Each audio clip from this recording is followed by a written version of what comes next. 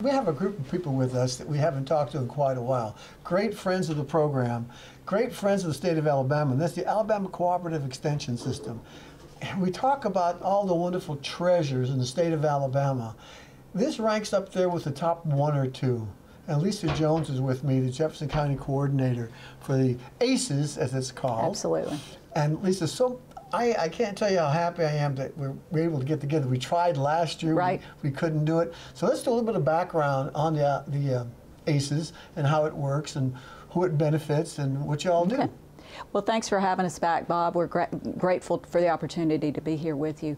Alabama Cooperative Extension System, kind of what we do is in our name. Our job is to extend the land-grant universities into the community. Right. So Auburn University, Alabama A&M, we are in every county of Alabama, and our job is to bring the research-based programs of those universities to our local communities.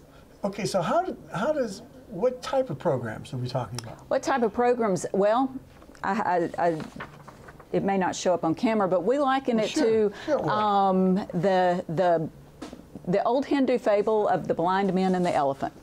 Okay. Whatever part of the elephant you touch is what extension is to you. If you're a farmer, agricultural programs are what extension is to you. If you are a SNAP-Ed recipient, our healthy eating programs are what extension is to you. So basically we fall into two kind of buckets of information, one being human sciences, which you may have known as family and consumer sciences before, and agriculture and natural resources. Right. All very practical programs that we bring to the community. You know, I remember years ago, and I told my neighbor this recently, he was having a problem with his lawn. And I said, well, take a sample and send it to Auburn, and you can go to any of the extension offices in the county. They'll give you a little box. That's right. And you send it off. That still happens, right? Still happens. We'll tell you exactly how to sample, and we'll give you the box, and you'll send it to the soil lab, and it will come back with all the levels for your garden, your lawn, whatever it is you're trying to determine the appropriate chemical makeup of the soil. Yeah, and that helps you decide what kind of grass to grow, what kind of fertilizer you need, what kind of garden you want to plant, and any remediation you may need to do to get it where you want it. Yeah, and that service is free?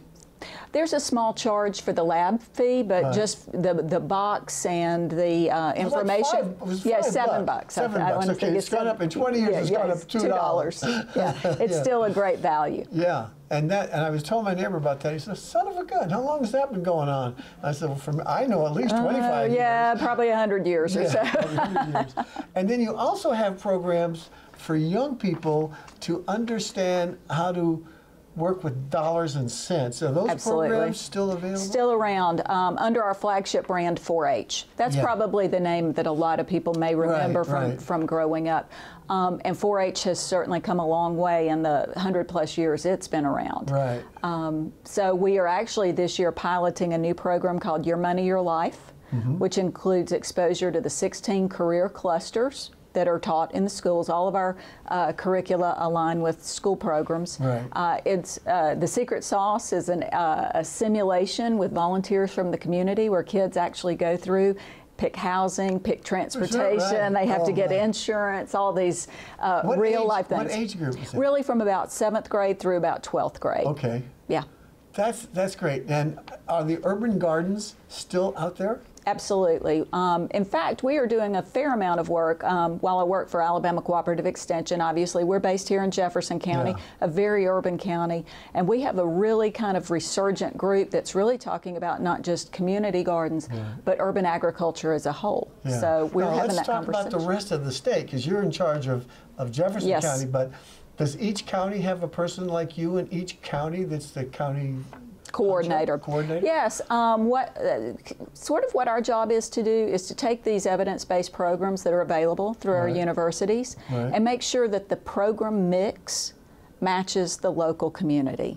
So obviously, my community in Jefferson County may be very different from Lowndes County. And so there is a county coordinator whose job it is to make sure that the program mix for Lowndes County matches what Lowndes needs. Yeah, because the soil and growing and stuff in Mobile County and Baldwin County Absolutely. is very different than Madison County. Very different than Montgomery County. And even things, for instance, our coastal counties have programs around farming oysters and a number of other outreach that Delta, like the Mobile Delta Sure. region, has a number of projects going. So it's very very community and county specific. So the program. how do people? Let's talk about how we get a hold of each county in the state, and what do we do in that case? Best thing to do would be to go to our website, aces.edu, ACES.edu, and there is a directory there for every county. You just click on your county and you'll see the staff for that county. Okay, that's great. Gosh, thanks, Lisa. This is so informative. Listen, there's so much that's there. Go to aces.edu and you will find out resources for you and your garden. Even if you just want to put a garden in your backyard that's 2 by 6, they can help you. Absolutely. Thanks, Bob. You're welcome.